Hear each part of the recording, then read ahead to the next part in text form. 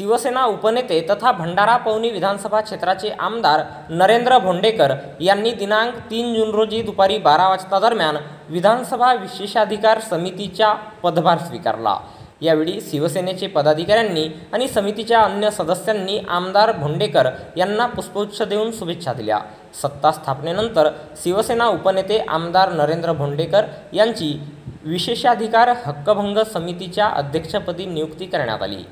आज आमदार भोंडेकर यांनी या समितीचे पदग्रहण करून समितीच्या अन्य सदस्यांची औपचारिक बैठक घेतली। या बैठकीत समितीचे अन्य सदस्यांनी उपस्थिती दर्शवून आमदार भोंडेकर यांना शुभेच्छा दिल्या।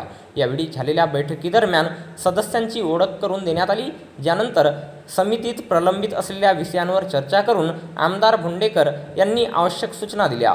यावेळी विधिमंडळ अधिकारी विलास आठवले, सचिव उमेश शिंदे, उपसचिव संजय उपाध्याय, विधानसभा सदस्य समाधान अवताडे, चंद्रकांत सोनवाने, संग्राम जगताप, आशुतोष काळे, मनोज जामसुतकर, अमीन पटेल, रईस शेख आणि इत्यादी विधानसभा सदस्य यांच्यासह शिवसेना जिल्हाप्रमुख भंडारा अनिल गायधने आणि अन्य पदाधिकारी उपस्थित होते।